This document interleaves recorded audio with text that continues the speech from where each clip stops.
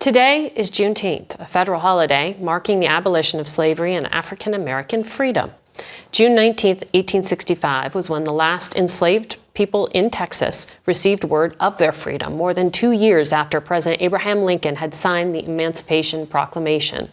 For more, we'd like to turn to CBS News racial justice contributor, Dr. Ibram Kendi, who is also the author of 2 new books, How to Raise an Anti-Racist and Goodnight Racism. Good morning, and happy Father's Day, by the way. Thank you. I know you have a 6-year-old daughter, so I wonder, how are you going to teach her what this holiday is?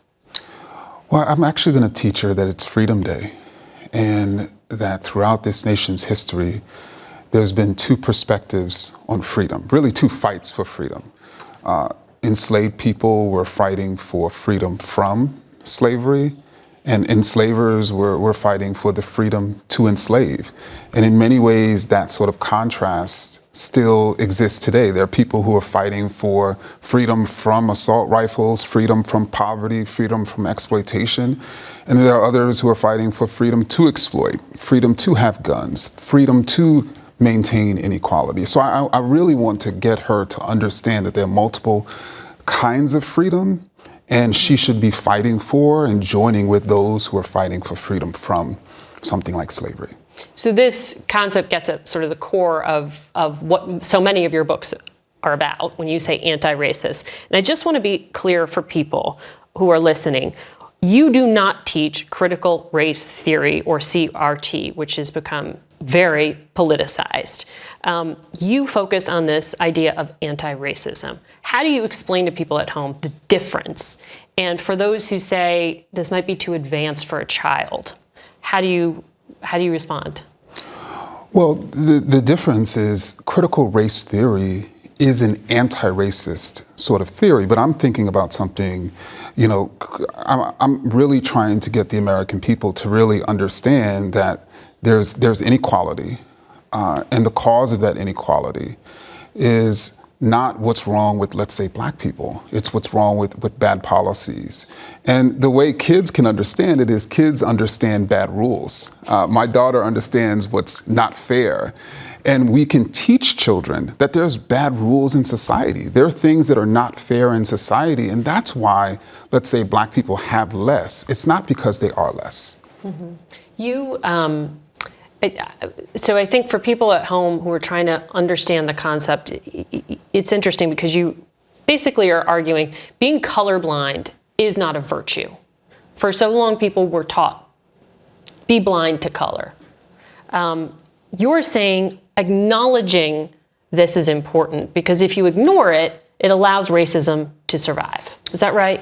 It does, and unfortunately, we as parents and teachers and caregivers of children and just, adults want to believe that, but unfortunately, it's just not true. I mean, studies show that as early as 3 years old, our kids have an adult-like concept of race. They're not only seeing color, but they're attaching it to qualities like smartness, like honesty. And so we have to share with our children, yes, there are all these different colors, but they don't mean anything. Just like a book cover doesn't mean anything. You literally have to open the book, and you have to open someone's heart to see who they and what they truly are. Condoleezza Rice, the former Secretary of State, was on this program around this time last year. And I was reading her remarks, and she said when it comes to teaching about race, she wants children to be taught about America's birth defect of racism, but also forward progress on its issues. She said, I don't want this to be black against white, my weaponization of my identity against yours. Do you see that weaponization happening? Because there is fear of that. I actually think that weaponization can happen, but that's why, for instance, I talk about the clash between racism and anti-racism, as opposed to black and white. And I also think it's important for us to understand what I call in my work racist progress, how over time, let's take voter suppression policies, have become more sophisticated over time. And so if we're not recognizing both racial progress and racist progress, then we're going to be missing the ways in which racism and why racism is persisting and why inequality is persisting. One of the things that we are tracking right now in this country is this threat of domestic extremism. And just this week, the 18-year-old white man who killed 10 black people at a supermarket in Buffalo, New York, made an appearance in federal court. He apologized to his parents, but explained his motivation as being about preventing the elimination of the white race. How do parents prevent their child from being radicalized like that? I mean, that sounds like online recruitment for terrorism or something.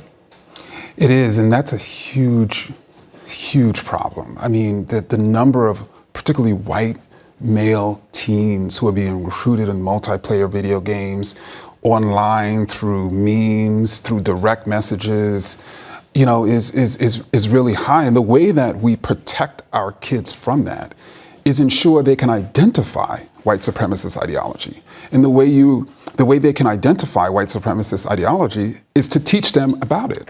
There's no way they're going to be able to protect themselves from it. Just like they can't protect themselves from cars. They have to understand to look both ways, whether they're teenagers or young people, so they won't get harmed. Dr. Kendi, thank you very much. Good luck with the books. And happy Father's Day again. Thank you. We'll be right back.